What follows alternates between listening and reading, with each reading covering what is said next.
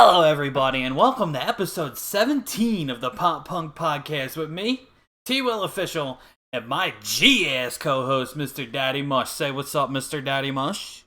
Up, everybody, and once again, thank you for that rousing introduction, like always. No problem, and today we actually have another album review coming your way. Just gonna be a little, kind of like a random album review. Usually we're gonna be doing these for like newer albums when they come out, but just as like a, I guess, get to know us better type deal. We're gonna review an album that I know we both like quite a bit. We're gonna be reviewing "Start from Scratch" by Better Luck Next Time. But before we get into that, you already know what's coming. If you've been watching this podcast for more than 2 episodes, you know what's coming. What have you been listening to this week, sir? I mean, more of the same. I've been listening to the Atari So Long Astoria album a lot lately in my car. And just more of the same, my collection album of Newfound Glory and Chunk No Captain Chunk, and just, more of the same, to be honest with you. Nothing really changed from the last 17 weeks, but how about yourself? So I bet, today's podcast once again did influence my musical choices a little bit this week. I've been listening to a lot of Better Luck Next Time, in particular the Start From Scratch album, which we're going to be reviewing in just a little bit. But I've also been listening to a lot of a band called LMNOP, which, Ed, I think you would like some of their stuff. I don't think you would like all their stuff, because they're kind of one of them bands that hop around a bunch of different styles. But they do have quite a few pop punk songs. In particular, I enjoy the songs You Are, Verona, and Every Day is a Saturday. 3 amazing songs. And yeah, I just been kind of listening to them a little bit. But I kind of rediscovered them. Like, I've known them probably since, I want to say, 2008. But I just kind of I've been off and on with them, but I just kind of recently rediscovered them again, so I've been bumping out to them a little bit. And then obviously, again, the Better Luck Next Time. But listened to a lot of their first 2 albums in particular. But, the second album would Start From Scratch, which is what we're going to be reviewing today. That's one of the ones that I've been listening to. But I've also been listening to a lot of songs off of their first album. And because it's tradition, we're going to go through my top 5 on the on my Spotify on repeat. Not a whole lot changed from last week. It's still, I actually think it's the same 5 songs, just in a different order. But it's tradition, so we're gonna go through it. Carry On by Better Luck Next Time. Lie to Me by Less Than Jake. It's On Like Donkey Kong by A Place and Time. Been Through Hell by These Hearts, which I haven't put that song on specifically in a while, but that does actually make a little bit of sense because, as you know, I do make playlists for when I'm just driving around during the week, and that is one of the songs that I usually put in the playlist because it's good filler. It might not be something I want to I'm particularly in the mood for that week, but it's still a good song that I enjoy a lot that keeps the playlist going. And then rounding it out would be You're Cute When You Scream by Senses Fail. And then if we're turning it into a top 7, because that's always been another weird tradition we've done on this podcast, number 6 would be Over the Edge by Zebrahead. And then number 7 would be Broken Silence by Better Luck Next Time. Like I said, I've been listening to a lot of their first 2 albums. Very nice, very nice. So, I guess that concludes that portion of the podcast. That actually went by a lot quicker than it usually does. Yeah, because usually I go through once a week. I usually go through a new band phase that I go to where I listen to all the time. A couple of weeks ago was These Hearts. Last week was New Year's Day, but this week is kind of I reverted back to the norm of just Newfound and the Ataris and Alistair and Homegrown. So I mean, nothing really to report on my front. That makes sense. Yeah, so I guess we can get right to the main meat of the podcast, which is good because we'll probably need a lot of time on this one because there's just so many songs on the album. And they're long. And they are pretty long, yeah. But, real quick before we get started, I just want to do a little background. So for those that might not know, On this YouTube channel, I used to do album reviews, and like they were like pretty highly edited. Like there would actually be like footage of me. I'd put like the actual songs in the background. Just a quick disclaimer: we don't do that on the podcast. We don't actually play the music for like copyright reasons. That being said, most of the albums that we review are on Spotify. So if you want to listen to the albums that we review, most of them are on Spotify. But yeah. So anyway, I did 3 album reviews before I stopped. I did Enema of the State by Blink-182. I did Playmate of the Year by Zebrahead, and then I did Hysteria by Def Leppard. My reasoning being I wanted to kick off the album reviews with just like a popular album that everybody knows, that probably people already knew the answer to, that I liked it because it's just, it's like a staple of the genre. And then I wanted to do like maybe like a lesser known album that I also really, really enjoyed, which was Playmate of the Year. And then I wanted to do a non-pop punk album just to let everybody know like it's pop punk focused, but I would do other genres too. I had three albums that ended up being all I did. It was going to be kind of like a, like when a new album release type deal, but it just ended up being a lot of editing. And like the Def Leppard album took me 15 hours to edit, I believe. I mean, the end result was amazing. It was beautiful. But if I'm putting that much effort into editing something, I want it to be like a paid editing gig. So I kind of stopped doing the album reviews, and so I'm actually like kind of excited when we do album reviews here, because it's kind of like almost like a rebirth, but without the 15 hours of editing afterwards. But anyway, so the where I was going with this was for the album number 2, which was the like the lesser known album that I personally really loved.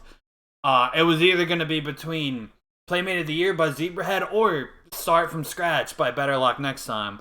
And when the album review came out, which would be I think October of last year, I was actually listening to Start from Scratch a lot. So it like just barely lost to Playmate of the Year. The reasoning being Playmate of the Year is an album I've known for probably since honestly when it first came out.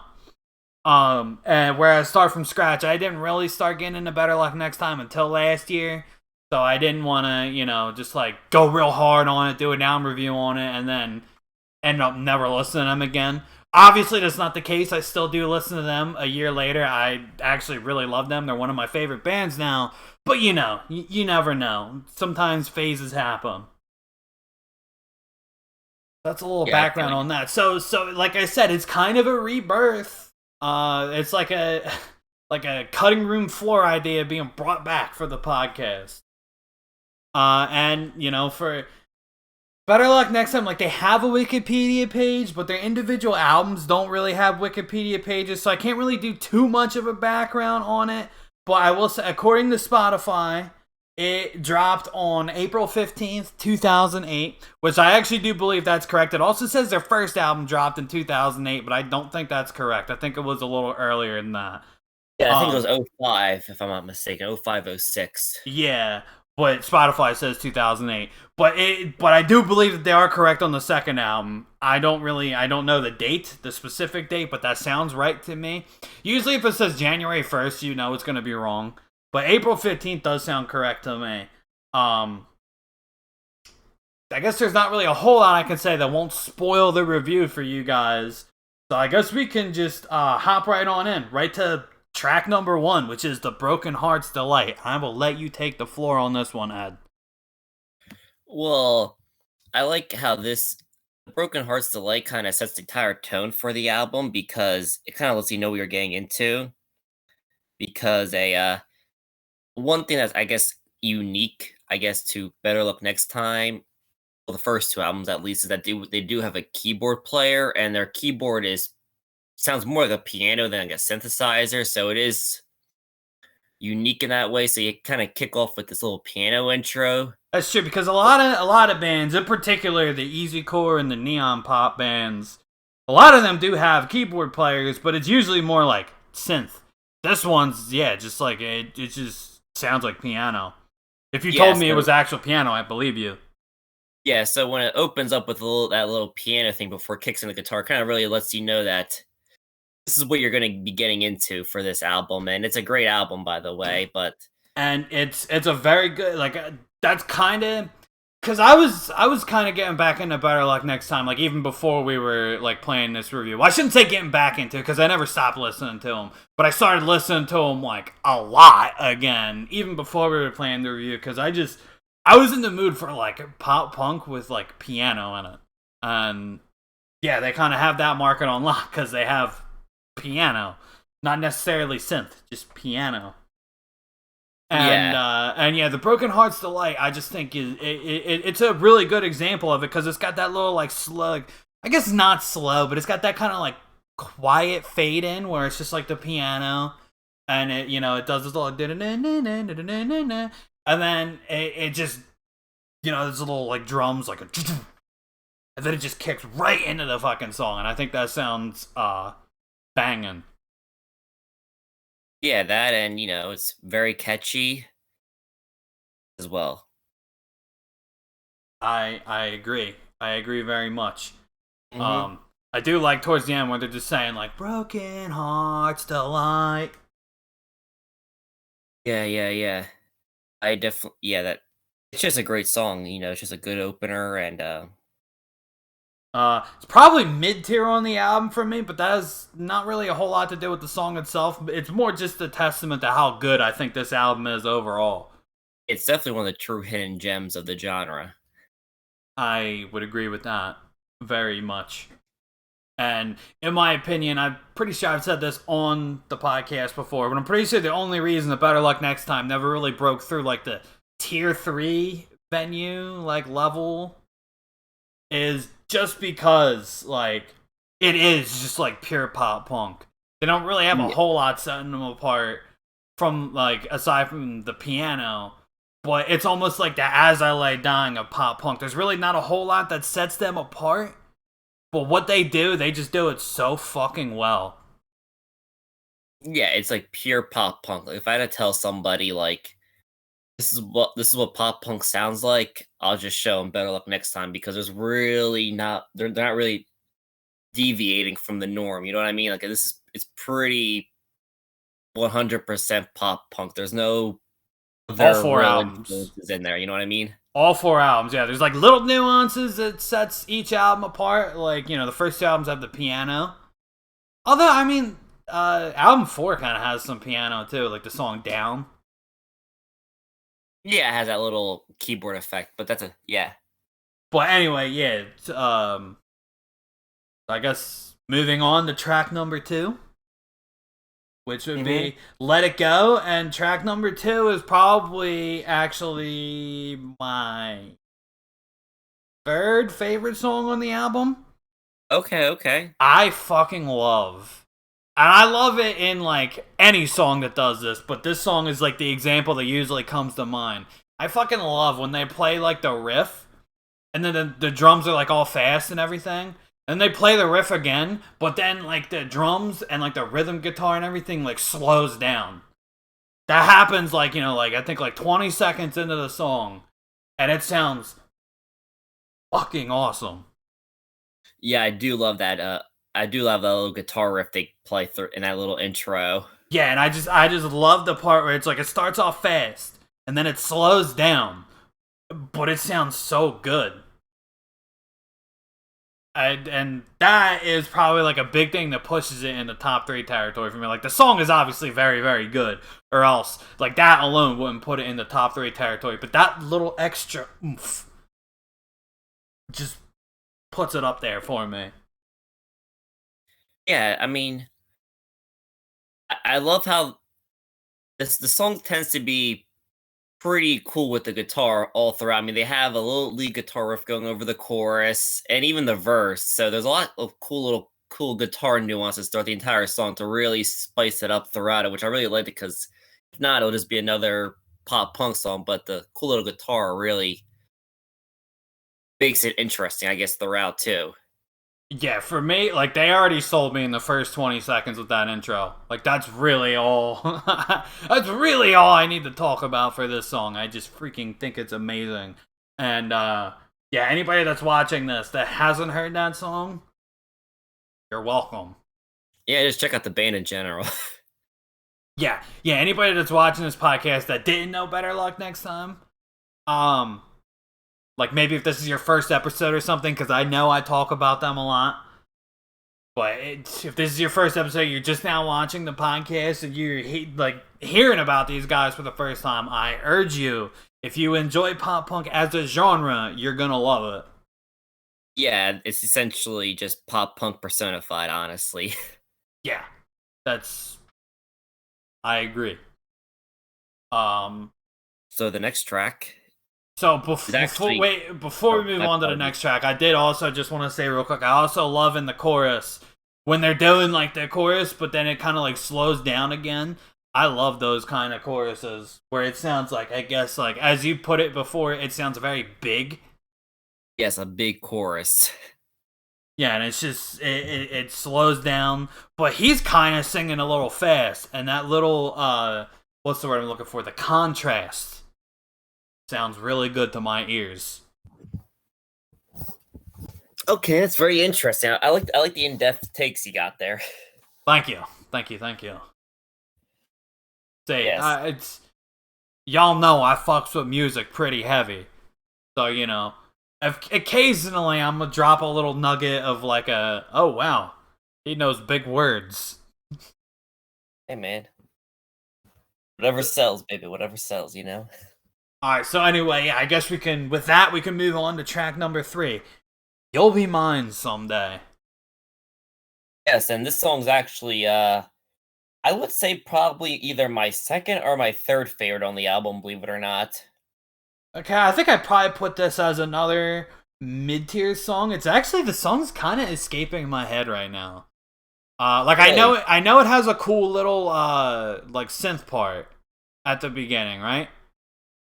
Yeah, a synth guitar lead over it after the initial Because I think I'm getting this intro one. thing. I think I'm getting this one mixed up with Forgive and Forget. Because those are probably two of the ones I don't listen to quite as much. Which, spoiler alert, I like pretty much every single song on this album. So there's Yeah, not a single song that I dislike, but I think there's some songs that I don't listen to as much as others, and this one and Forgive and Forget are probably two of them. So I kind of get their little synth parts stuck in my head, or like okay, not well stuck. I get them mixed up. I guess I'll take over for this sucker then. Well, just answer my question: is this the one that goes da-na-na-na-na-na-na, or is that Forgive and Forget? That's Forgive and Forget. Okay. All right. Then I'll let you take the floor on this one. I do have some stuff to say about that song when we get to it. Okay. You'll be My Someday is probably my second or third favorite on the album. And like most of their songs, it's pretty long for a pop punk song. It's 4 minutes and 51 seconds. That's a recurring And theme on this album. yeah, but I love just I really like the little kind of the guitar lead slash keyboard going on with the intro after the initial singing intro after 20-25 seconds in the song, and enjoy the lyrics of the song because I enjoy lyrics that have a little bit of the kind of a real whiny kind of almost pathetic begginess to it, which is I don't know if it says anything about me, but I just like lyrics like that quite a bit. And the song has a bit of a sadder tone to it. If I'm not in my head at least, it has a bit more of a not as happy tone, but it's still a happy song 'cause it's a pop punk song. But it's really catchy to me, and I just really love the little guitar lead in the beginning of the song, and the chorus is just super duper catchy in my opinion. And I just love just the whole tone of the song. It's definitely a top 3 song on the album for me. Very nice. Very well said. Yeah, I mean, I guess I'm not the best articulate. That's why I didn't do very well in public speaking in community college, but I try my best to articulate. Try my best. Well, it was very well said. Well, thank you, Mr. Will. So there you have it. It's part of Ed's top 3. Yeah, for me, I would probably say mid to low tier, but again, that's, not really anything bad to say about the song. It's just a testament to how good the album is. Because even the low tier songs are still better than some, like, top tier songs on some albums. But, Yeah, I mean, I it's almost like a fail. It's like a failure of their own success I suppose. because if any other band wrote that song and the rest of their stuff wasn't whatever, you'd be like, "Oh, this is a great song." But since pretty much everything is above average to great on this album, it can kind of get lost in the tier of just pure gooey pop punkness. Alright, makes sense. I was confused at first, but you explained it. My bad, my bad. Well, no, you explained it. Oh, well, okay, cool, very nice. So I guess we'll go on to Doing Time next. Yes, Doing Time. This one just narrowly misses my top three. It's very bouncy. It reminds me of something the Zebrahead would have made off of like Broadcast to the World. Yeah, that little beginning where it sounds like a little bell going on. Yeah.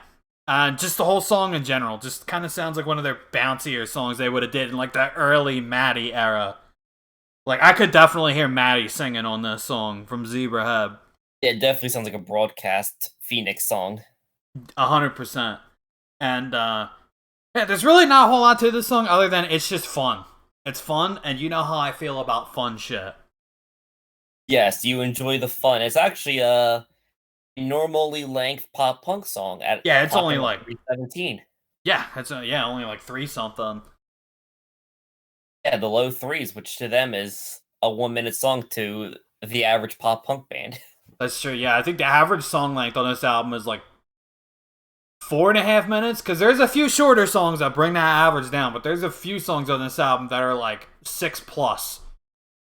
Yeah, it's insane. Like they're like the one pop punk band where it's like, but like the songs are so good that they don't feel like you're listening to a 6 minute song, which is insane Yeah. because usually Oh, 6 minute songs drag, but like there's some songs that we'll get on there further when they come up that yes, feel like we'll definitely be elaborating more on that in future songs. yeah. But I mean, the song is just I love the little loving songs like in this song, like I'm hearing it in like the second verse when it's just kind of a little bopping drum thing going on, like a drum beat going on, with the bass going doo doo doo doo doo, kind of just a little bouncy with the bass, and all I hear is the vocals. It just sounds fun, you know what I mean? It's bouncy, it's poppy. Yeah, it And then sounds overall. Yeah, it's. I do also really like when songs kind of dial it back a little bit for verse two, and they kind of take the guitar out, and it's just the bass and the drums and the vocals. when the guitar does kick back in, it's like just a little palm you chug Yeah, thing, or a little, yeah, exactly. And then when the guitar fully kicks back in during the pre-chorus, it's like a nice little like reward for making it through that. mhm. Because if everything is fast, nothing is fast. Exactly. It's like if everything's beautiful, nothing's beautiful. If everything's in the key of B, nothing's in the key of B. You know? Well, I don't think that last one holds up because I think factually those songs are still in the key of B. But I get the sentiment behind it. Yes, you lose the flavor, the taste, the greatness. It gets old. Exactly. It gets watered down by the fact that everything is that good. That's where like the low tier songs are for me on this album. It's really no fault of their own. It's just the fault of the other songs for being just that much better. Yeah, That's really failure better mode. luck next time in general for me. I to be fair, I don't believe I've heard every single song they put out. At least I haven't paid attention because like sometimes I'll put their albums on while I'm like playing games or like doing something, and it's just kind of background noise.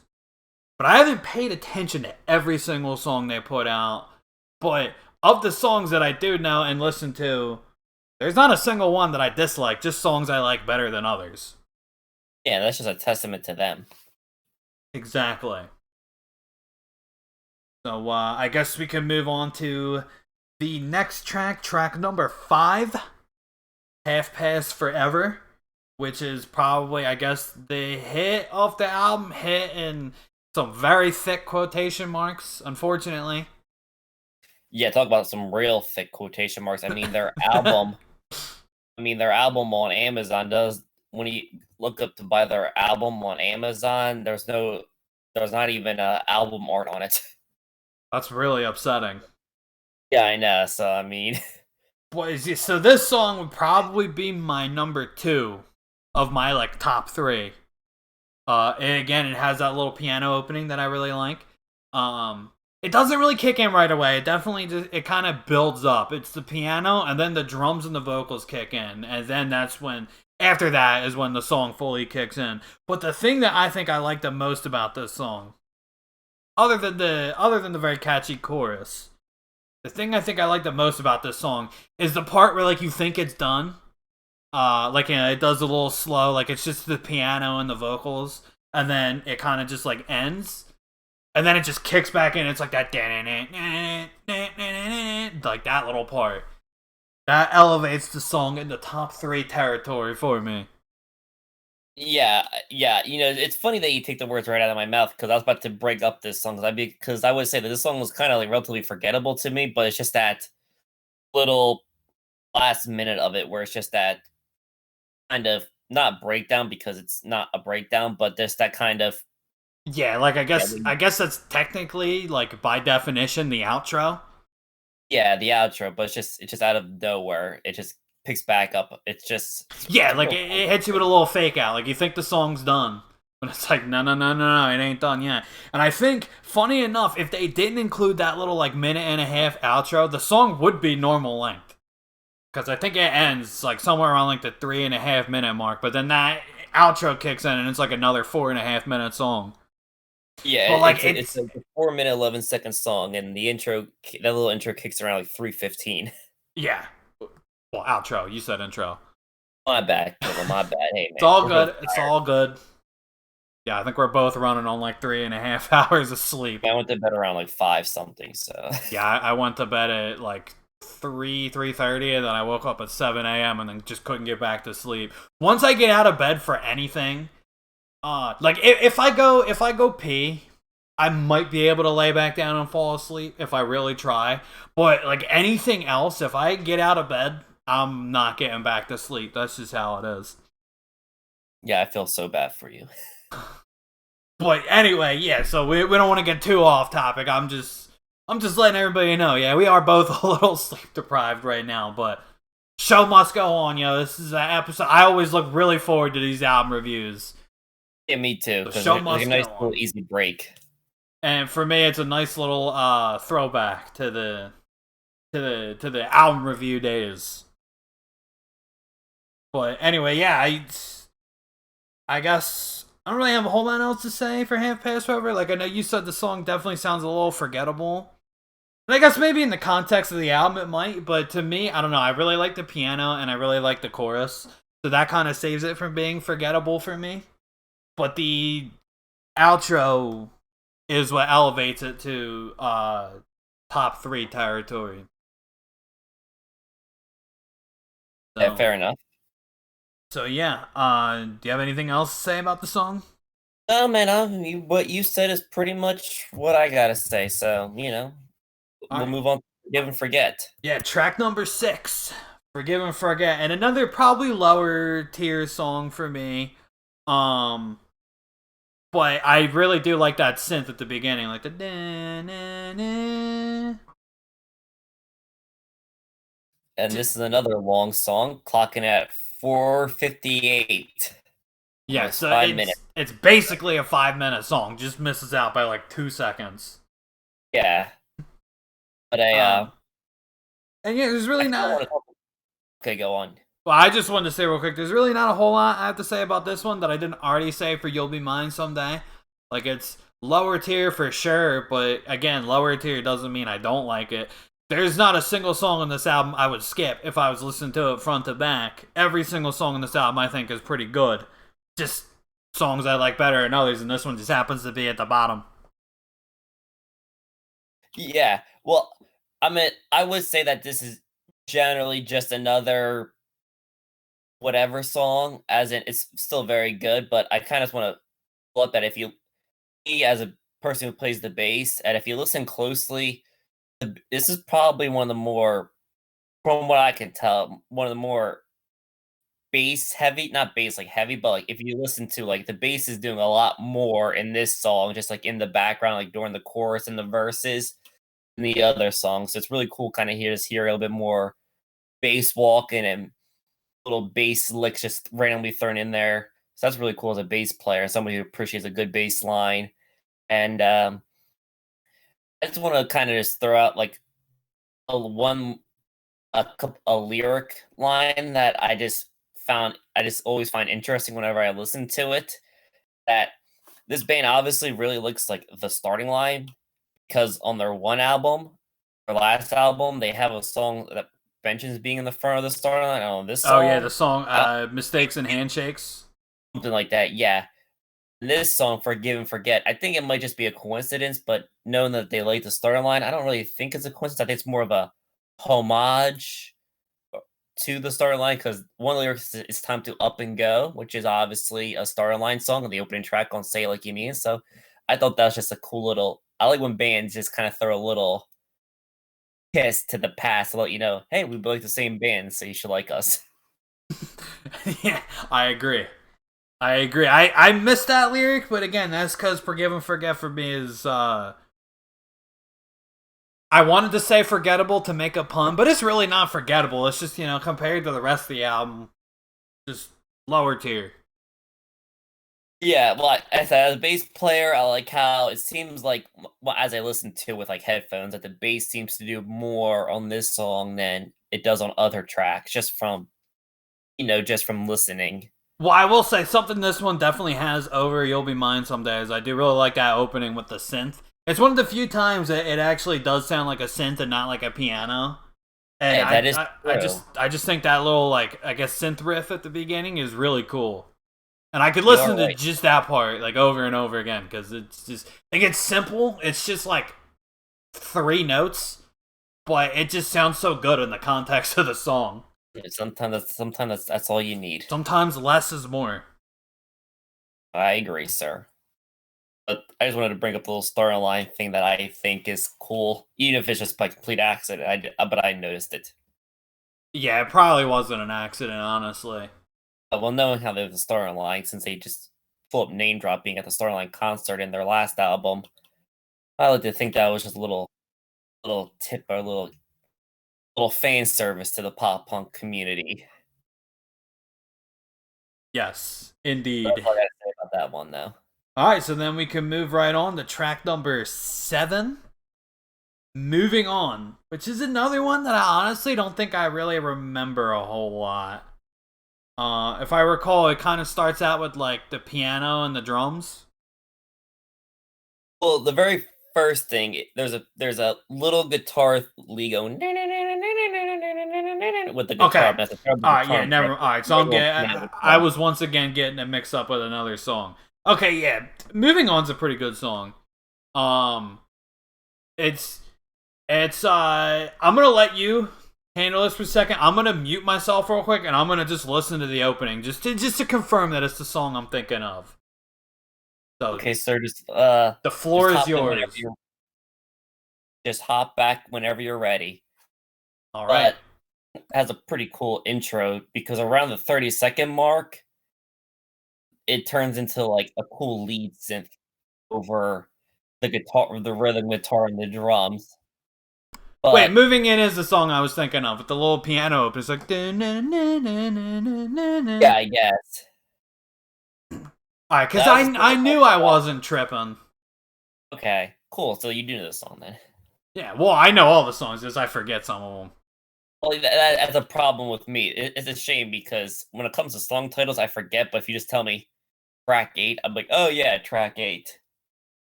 Yeah, But I just have the opposite. The only reason I know the track numbers is because I've been like legit counting as we've been going through them. Because Spotify nice. doesn't give you track numbers. This is track 7, by the way. Track 7, yeah, of 14. So we're almost halfway. Hmm. We will be halfway, but we still got to go through moving on first. But yeah, so I like that.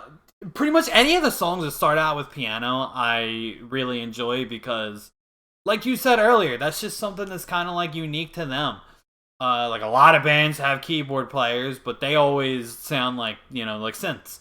Which don't get me wrong, I love that synth infused sound, but it's just a nice little change of pace. Yeah, it's funny because you really don't. And it is cool because at least with their first two albums, and this being one of the first two albums, being the second one, that it's kind of it's tragic, but it's kind of one of the few things that sets them apart is the keyboard piano vibe to them. So it is nice that they kind of have to, you know, idea to extend that, I guess, per se, into their sound to let you know that, hey, remember, we still have a piano player, unlike Newfound and Yelp Link and stuff, you know? Yeah, and it's just like pretty much all the songs that that start out, barring Let It Go, because Let It Go just has its own thing going with the whole like slowing shit down that I fucking love. But most of my favorite songs on this album are the songs that start out with like cool little like piano stuff. Yeah, I mean, I do love the bridge in the song too, where it's just I love songs where it's like where the lead, quote unquote, what would be a lead guitar is just a piano or a synth playing over the rhythm guitar, and the rest of the, I guess, the quote unquote rhythm section. I think that's really cool with this with the bridge outro thing does. That's cool in my opinion that this song has. Yeah. Yeah, but I mean, it's a normal length song at 3:37, so it has that going for it. I love how we're just counting down the like the song lengths. Just because Okay, well, the folks at home need to know that these songs are very long for the genre that they're in. yes, especially the next track. Oh, that is actually like the perfect segue for the next track. Track number 8, the title track. Start from Scratch. Um, it's my number one favorite on the album, so my top three would be Start from Scratch, Half Past Forever, and then Let It Go. And it is a 6-minute song, but it does not feel like a 6-minute song. Yes, this is definitely my favorite track on the album too. So my top three be Start from Scratch. It'd either be You'll Be My Someday or Disaster Bound, and that's the top three. With You'll Be Mine Someday and Disaster Bound kind of being that 2, 3 tier. But Start from Scratch is definitely my favorite of the bunch, though. Yeah, it's definitely my favorite of the bunch too. It's really like what we said we were gonna elaborate on it later. Here we are. They have these like 5-6 minute songs, but they don't feel like 5-6 minute songs. Like they just feel like 3-minute songs that like when they're done, you just don't even realize that like 6 minutes passed. Yeah, 6 minutes of your life just passed. Listen to a banger that didn't feel like 6 minutes, which is crazy considering in the normal world of the genre, 4 minutes is like, okay, how about we trim it down by 30 or 45 seconds here, boy? Yeah, I remember you always used to say Pete Adams would be like, "Gotta cut that. Gotta cut the songs too long. People are bored, Ed. People are bored." Yeah, that was his whole thing was you want to keep it moving. This song though, it has a real epic intro though. Oh, with the keyboards. Keyboard and you have the bass going do do do do do do do do do do, and then it Yeah. just kicks on. No, I I know. love the bass intro, Yeah, which is cool of the keyboard too. and I figured out what makes this song so long. Like I remember, I was racking my brain. Like, how is this song 6 minutes long when it doesn't feel 6 minutes? The verses are actually really fucking long. Like compared to normal verses. Like they go on for I don't even they go on for about like twice or 3 times as long as normal verses. And the pre-chorus is pretty long too. And so is the chorus. Really, like just like all like the components of the song are like just longer than a normal song in the genre. But because it's good and I enjoy it, and again, anybody watching this that doesn't know Better Luck Next Time, if you're a fan of the genre, you will like this album. Because it's just, I don't want to say generic, because really, I made the comparison earlier, but I'm going to make it again because it's the best one I can think of. I wouldn't call them generic because they're like that As I Lay Dying of pop punk. How I said during the metalcore episode, there wasn't really a lot that set As I Lay Dying apart from like, like other metalcore bands like Killswitch Engage or All That Remains. But I wouldn't call them generic because I guess their thing that set them apart was they were just really fucking good at it. Like, they were good songwriters. Tim was a good screamer. Josh was a good clean vocalist. Their drummer's fucking incredible. That's pretty much where Better Luck Next Time is with me.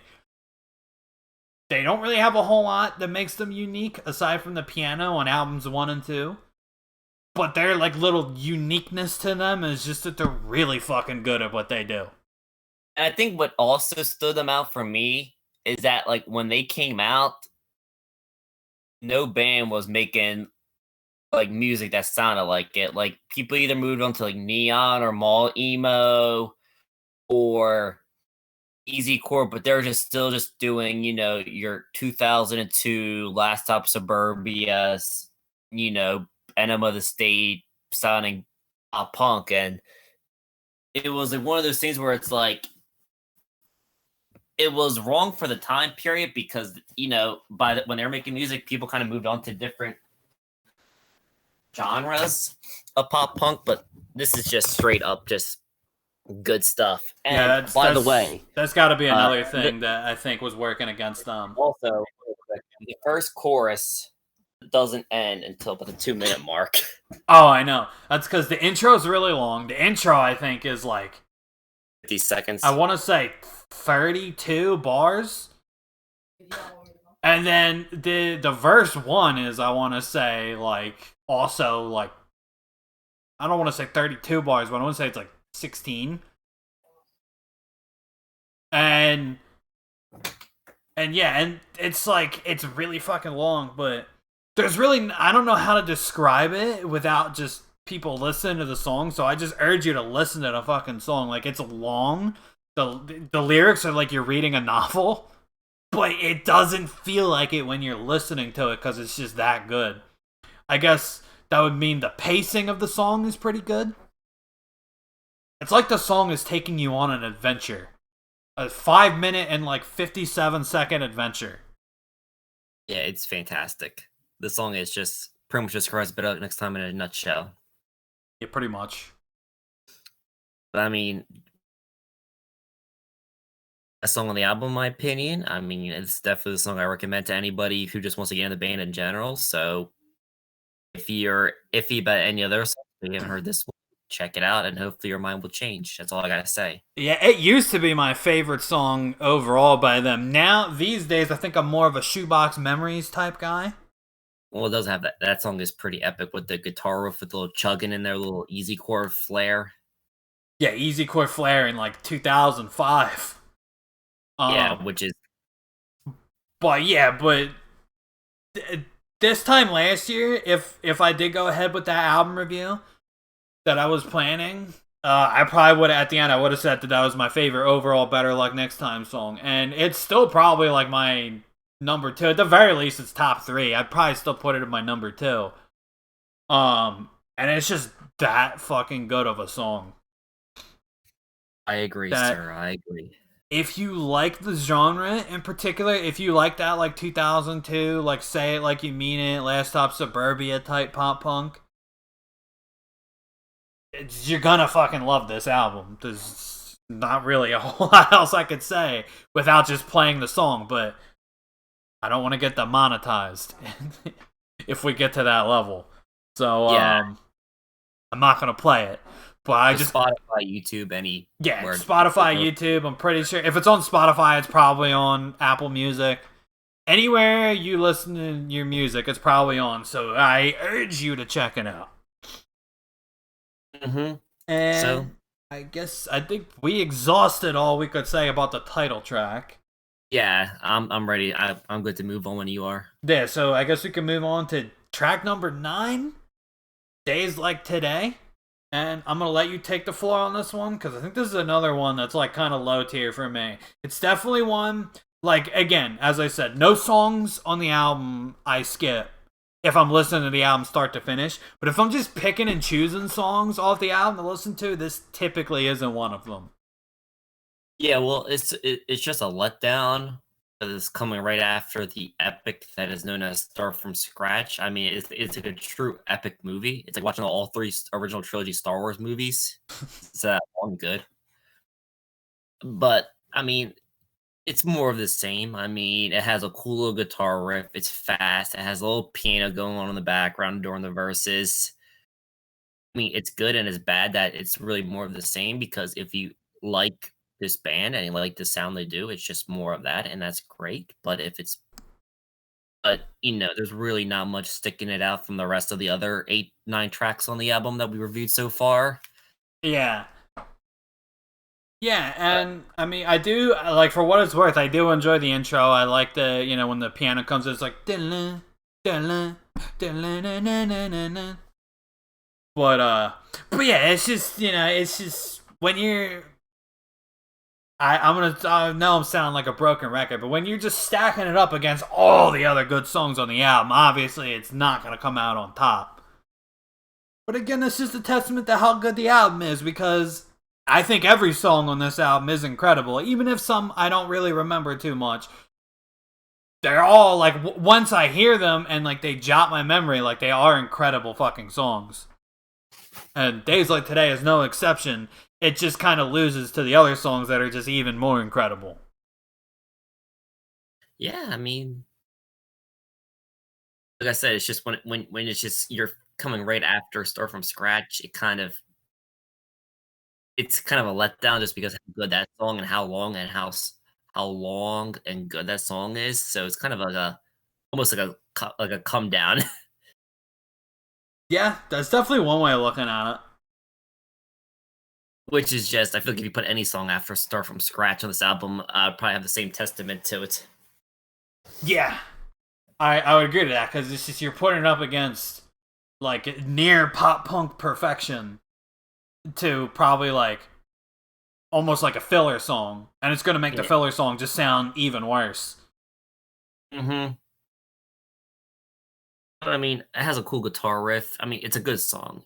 It's still very catchy. It's just more of the same, though. Yeah, I don't want anybody thinking of me being like overly critical of a song means that I don't like it. That's why I keep sounding like a broken record because I just keep wanting to reiterate. There's not a single bad song on this album. There's just songs that are better than others, and this one just kind of happens to be on the lower end for me. Yeah, that's all I gotta say about that one. Yeah, me too. So I guess we can move on to track number 10, T.K.O. And this one probably is another one that just narrowly misses my top 3. If I had to make a top 5, this would probably be my number 5. With Doing Time obviously being number 4. Okay. So, I just why you like this song so much? I like it. It's a lot faster paced. It's I really in particular I like the intro with the guitar and piano playing at the same time. Anytime that they put piano like in the background, prominent enough to where you can hear it, but like low enough to where it's in the background and it's not like the main course, always sounds friggin' awesome to me.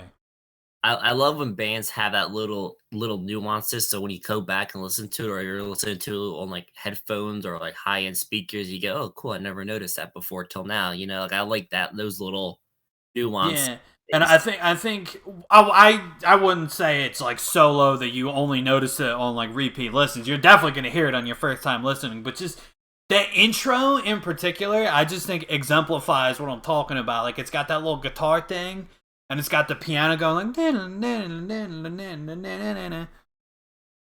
It's like the piano's playing like a fucking pop punk riff too, and it like in tandem with the guitar, it just sounds really good. Um, the song is definitely a little more like on the punky side. Like it's definitely not like a punk song. It's still very much pop punk, but compared to the rest of the album, it's definitely a little bit punkier. Which I think for any other band would probably be a letdown, but just because, like I said, Better Luck Next Time is just really good at what they do. It still sounds awesome to me. Oh, And I really like the song is the bridge. yeah, I always get the chorus where they actually say like technical knockout. I always get that part stuck in my head. It's actually stuck in my head right now as we're talking about it. I love how just like it leads from him going technical knockout and like the guitar fades and it has a little piano, just like the piano all like kind of mellow, and then it kicks into like a synthesizer sound with just the guitar and everything in the background. And it's really cool. I really like when this band does it in particular. Yeah, I love when like the I key is like the lead per se. yeah, that's a lot. They do that a lot. I notice is they do kind of almost have like the pianos be like leads, and it just Which I mean, sounds yeah, do so to stand good. out sometimes. But do you have anything else to say about the song? No, I just really wanted to talk about the bridge because the bridge, in my opinion, is what really makes the song shine. Yeah, I just listened to it. That's why I wasn't talking for a second. I muted myself because I was listening to it. That bridge is really fucking cool with the synthesizer. I like how it just kind of like dies out with the little mellow key with the little piano sound and then just kicks into the synth. Yeah, and the little like build up before it where it's like all really chill. Mm-hmm. Oh yeah, Yeah. that sounds so good. Yeah, that's all I gotta say about that. All right, then I guess without further ado, we can move on to track number 11. She Loves Me Not, which I think is another one that I don't really have a whole lot of opinion on. So I guess by default, it does kind of become more lower tier. Yeah, I mean, it has a piano intro. As a what? You broke up a little bit. Oh, sorry, I said, well, it starts out with, once again, a lot of these songs, it starts out with a little piano and guitar. True. Um, yeah, this is just another one, just like Days Like Today, just like Moving On, just like Forgive and Forget. Like they're not songs that I skip if I'm listening to the whole album start to finish, but they're if I'm just picking and choosing, I'm usually not picking this one. It's definitely more on the slower side. I mean, that's not on the slower side because the song's still fast, but there's definitely more, I think, mellowish sound compared to the others because it is a pretty fast album. I guess Mm-hmm.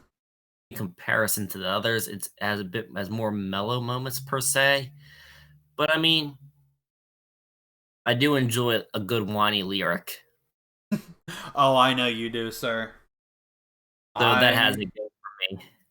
I know you do. So of course, I enjoy the "She Loves Me Not" stuff because that's just whiny and I love it. That's what you crave. Yes, yes, it is 100%. So this song definitely itches at crave. Yes, I know it does, sir. I know it does. For me, yeah, like it's definitely something like if I'm listening to the whole album, I have no real complaints against the song. So I guess I'm not gonna put it low tier. I'll probably put it more like mid tier because I don't really have any real complaints about it.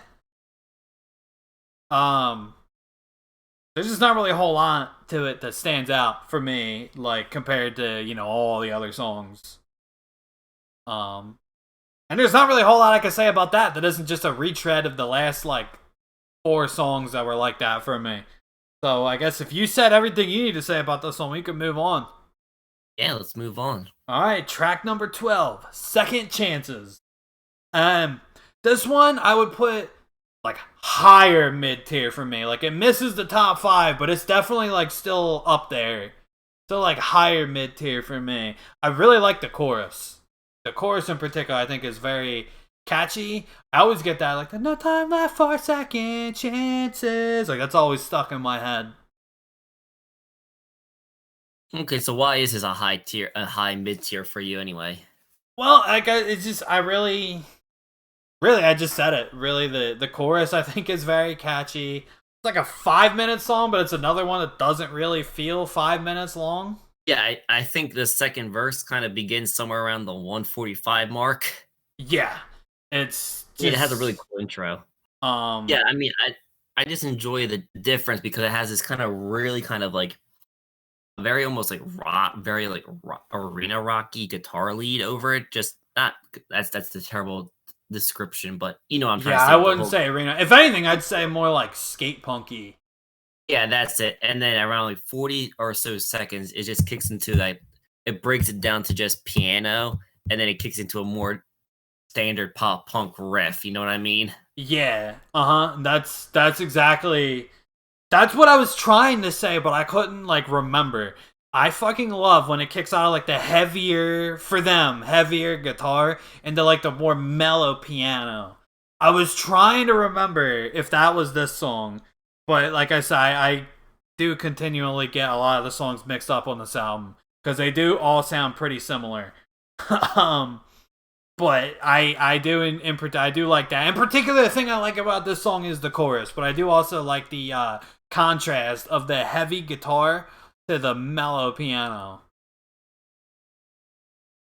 Well, I really like around like the 130 mark, which I guess is like pre-chorus, pre-verse is like really kind of slows down and just this little piano thing with just the drums kind of doing a chill beat with the bass in the background Mm-hmm. before it kicks back in. And I just really like when bands do that to kind of give you a little time to vibe per se before we kick back into more pop punkiness. Yeah, we just vibing. To a chill drum and cool little piano, and then we kick back into the fast pop punk. It's just really, I enjoy. I'm a big fan of contrasts. Is with my pop punk. If you couldn't tell, I I could, love when a sir. song is I could. pretty. I love when a song goes from like pretty, like just like fast or chuggy. You know, I love the element of surprise and a good gut punch per se in my music. It's just really cool. I love when stuff hits hard. Oh, dude, when shit hits hard, I love it. Yeah, I just love when you're just, like, kinda, like, bopping your head, like, you hear that, like, in like, I compared that little one talking about, like, the 132nd mark to, like, Dysentery Gary when, like, Mark Hoppus is singing. Oh yeah, it's Just like yeah, it's just like real kind of like chill, like he's doing yeah, like the oh, little you're like like I believe the term is rim shot on the drum.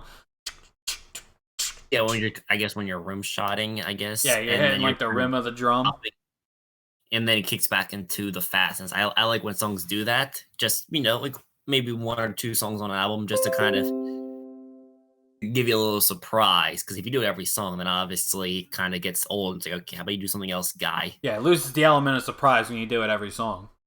Yeah, so I do love when a song kind of breaks things down just to kind of get a little surprise, but that's all I gotta say about that one. That's what I like about this song, per se. And then I guess we can move on to track number 13, Disaster Bound. And I'm gonna let you take the floor on this one because I know it's you said second or third favorite.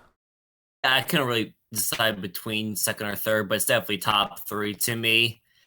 And although to be fair, I mean, the song has like listed as a 7 minute and 33-second song, but the last minute and a half is just silence. So it's really about like a 6 minute song, which is still Yeah, super duper. yeah, But I was actually going to address that as one of my I guess complaints of the song, but it's not really a complaint of the song itself, more just a complaint of the track. And it might not even be the actual track; it could just be the Spotify version of the track. I don't like that the silence is after Disaster Bound. I think the silence should either be before the next song that we will talk about, or just its own track before the next song starts, because it does kind of make it annoying. Like this song made it into my top songs of 2019. About 70% of this album made it into my top songs of 2019 playlist. You know, those little year-end playlists that Spotify gives you, which we actually will be doing an episode on that towards the end of the year when our 2020 playlists come out. But anyway, that's besides the point. So it gets annoying when it's like kind of like that, or if it's like just like in a playlist and I'm listening to it, or like if I'm driving around or whatever. Because when I'm driving around, it's a little tough to switch around songs. So just like when you're driving, or if I'm just listening to my year-end playlist and Disaster Bound comes on, I kind of gotta just sit through a minute and 30 of silence before going on to the next song. I mean, I know I can just skip it, But like as I was saying, is sometimes it does get a little tough. Like if I'm driving. Yeah, I mean it's a little. And It's if a I'm, principle. if I'm listening to, as I said, my top songs of 2019 playlist, I'm just trying to vibe. I don't want to have to skip songs. So it's not really a gripe with the song itself, more just a gripe with the track.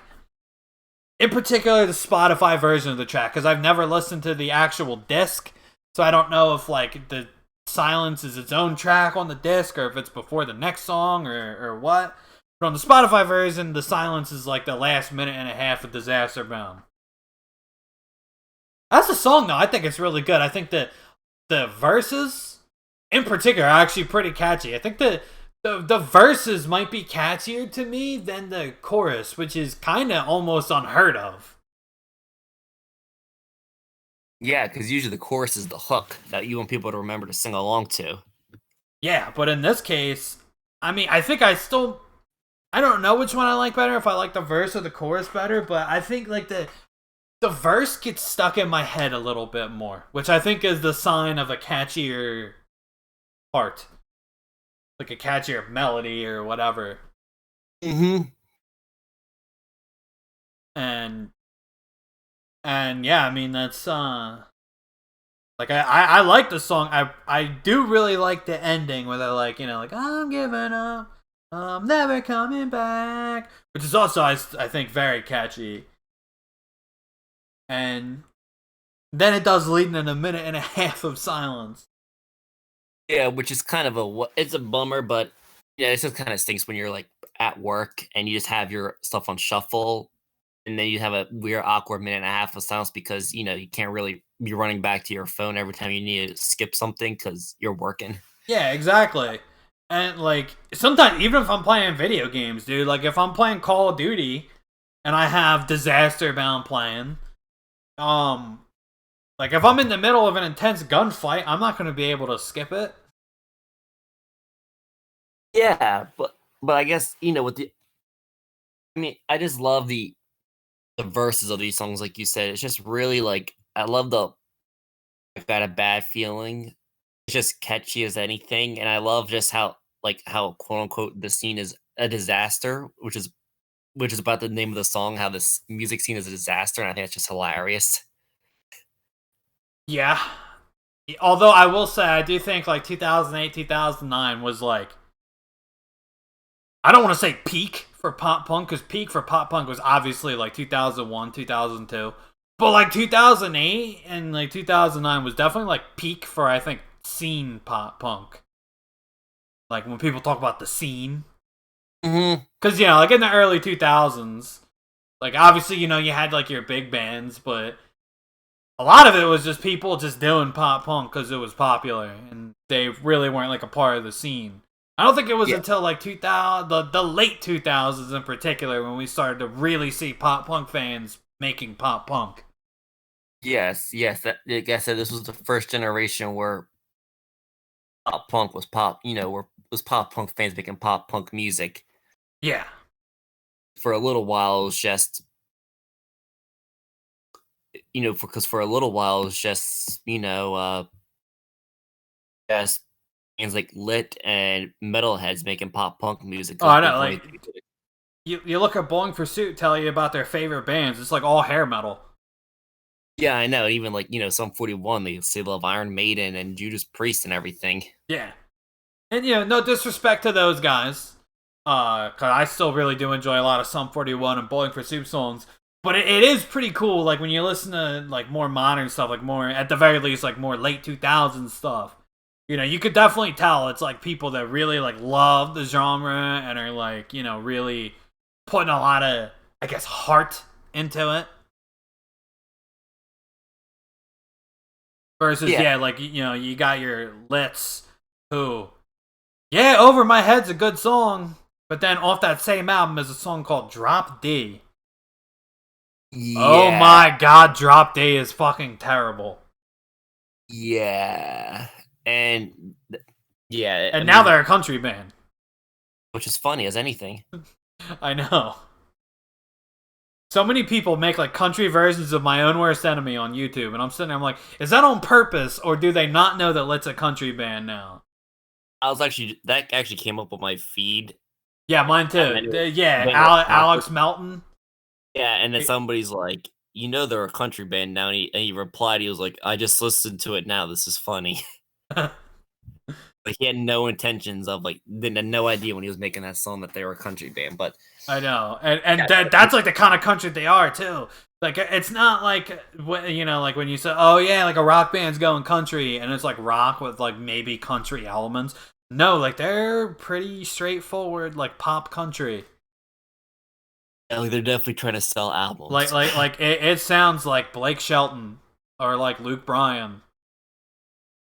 If I didn't know any better, I would think it was Blake Shelton or Luke Bryan.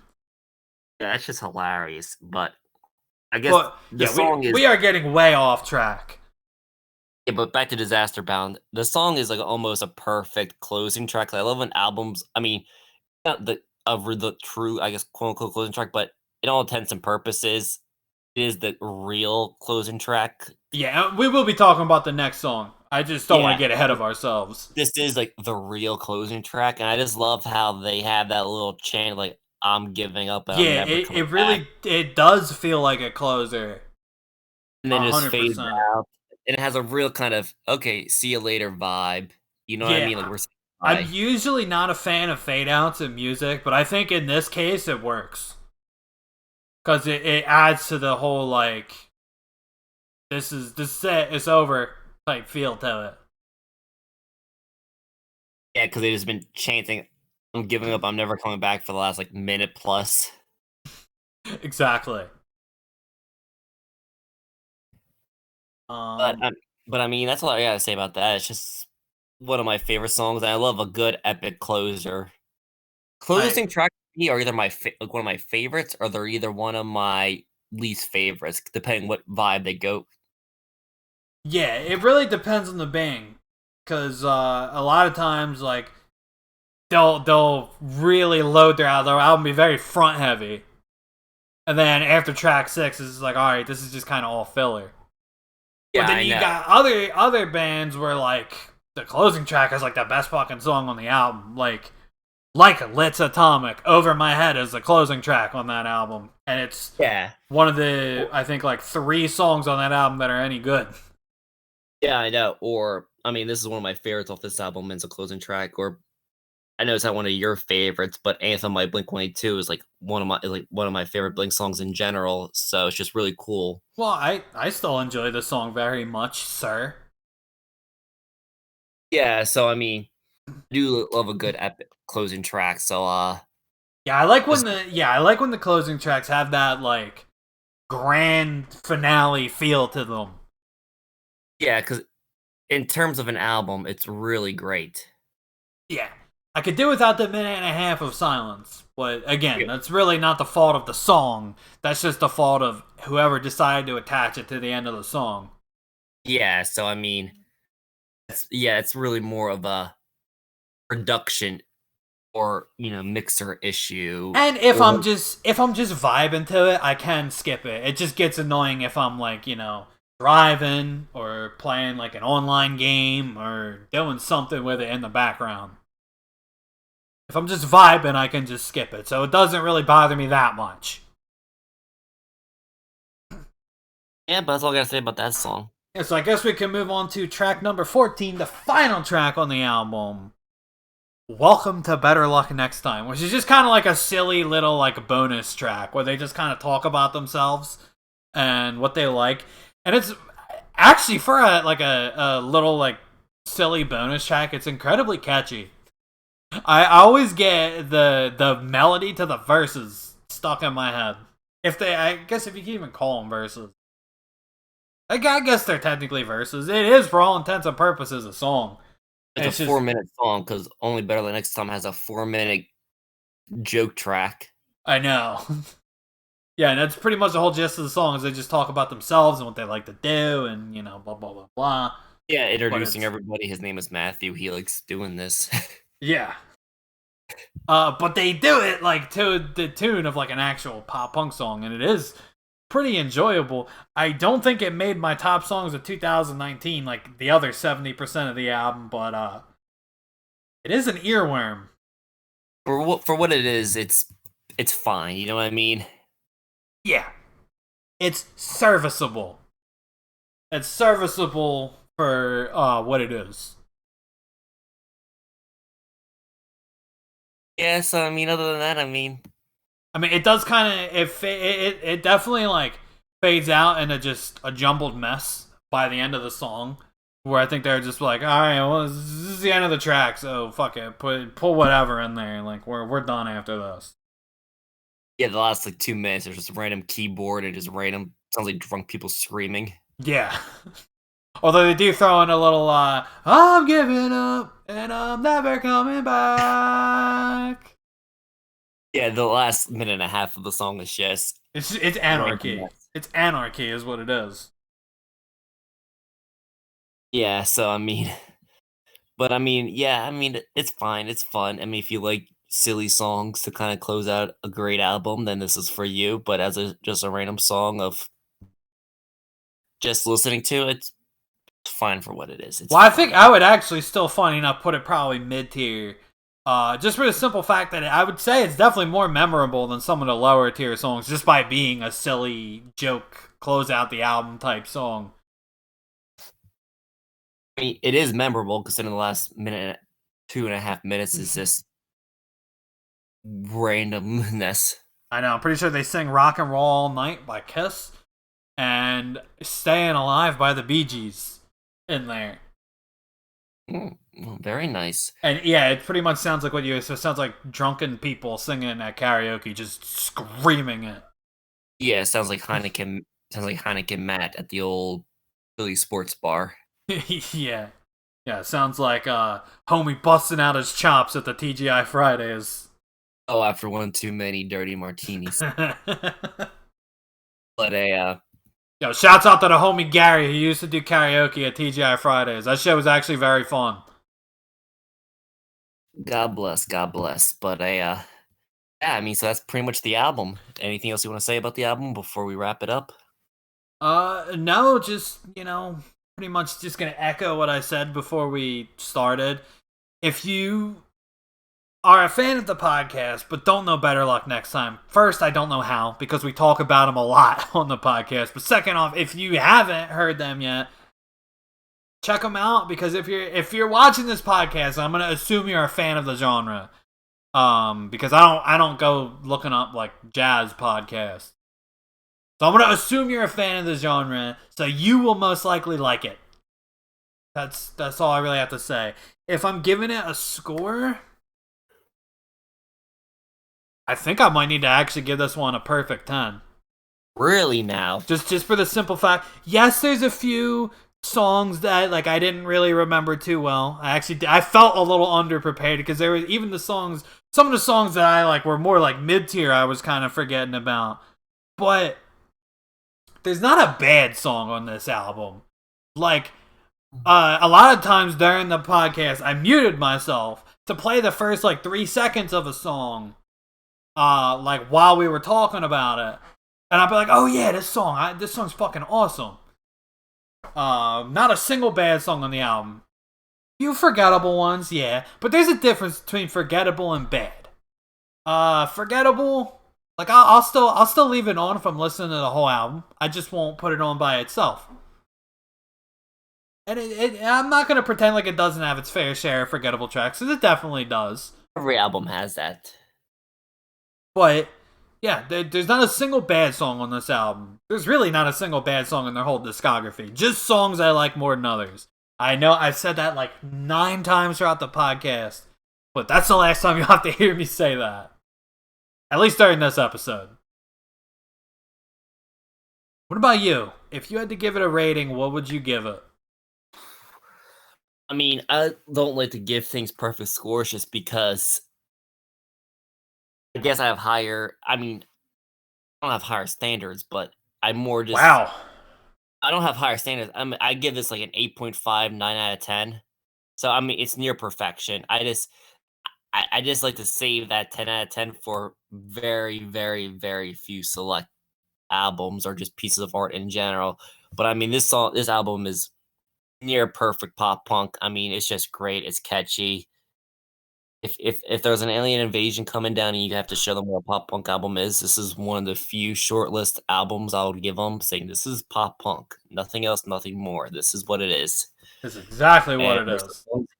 some songs on here that are great. Some songs are good. Some songs are just fine. But overall, it's a great listening experience. And if you love the genre of pop punk, definitely listen to it. Well said. Well said. So I think we're both pretty much in agreement that it's a fucking amazing album. Yeah, it's a shame that this band and album just didn't get any love Yeah. whatsoever. Yeah, I know. To build off of last week with the venues and the whole tier system, they really never broke out of tier 3, I don't think, which is a shame. Yeah, they didn't even like make it to like Warped Tour level big, which is a shame Yeah, because I they're know. better than many bands on that stage. I agree. Better than most bands on tier 2 personally, but what are you gonna do? I would definitely agree with that.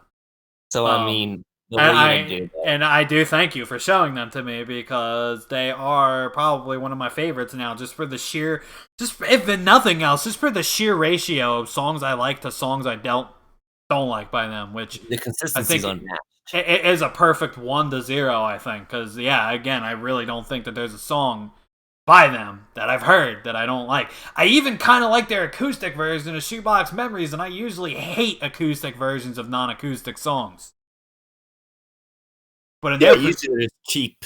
in their particular case, I actually still think it's kind of cool. It's like a different vibe, but I still think it's kind of cool. Yeah, so I mean, this album. I mean, it's a shame that this band never broke out more because they're. But what are you gonna do though? But as at least they made the music so we can enjoy them for eons or however long, you know. Yeah, and maybe they didn't want to break into that like tier 2 level or the tier 1 level. Maybe that's just what they wanted to do. Maybe they I wanted to mean, just there were. drop 4 banging albums for people like us to talk about on podcasts. I mean, because they're very do-it-yourself. Only the third album is their only album that they didn't self-produced.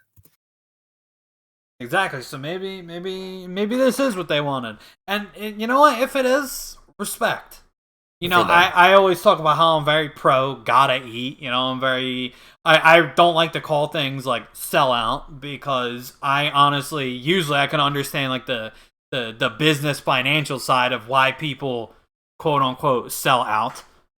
But you know what? If somebody's like for the art, or if they just want to put out like a banging album and then dip, I respect that too. Because you know what? It's 4 banging pop punk albums we have to talk about.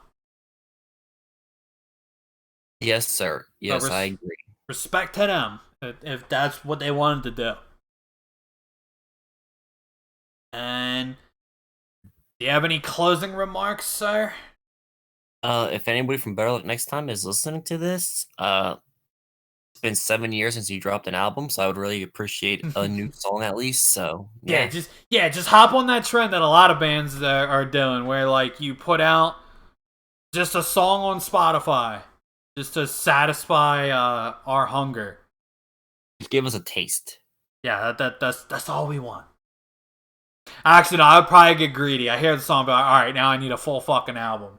But Okay. just give us a taste. I mean, other than that, that's all I gotta say about the album. Yeah, that's all I really have to say as well. So I guess Until next week. yeah, until next week, guys. Thank you so much for watching. You guys know you'll be able to find us every single Tuesday at noon on YouTube. As for Twitch, we don't really do the live stream anymore. It just makes more sense to record because it's kind of tough to revolve around a single time to record with our schedules. So we do now just record and put it on YouTube, but every Tuesday at noon on YouTube, guys. And I will see you all next week. Peace. Okay, bye bye.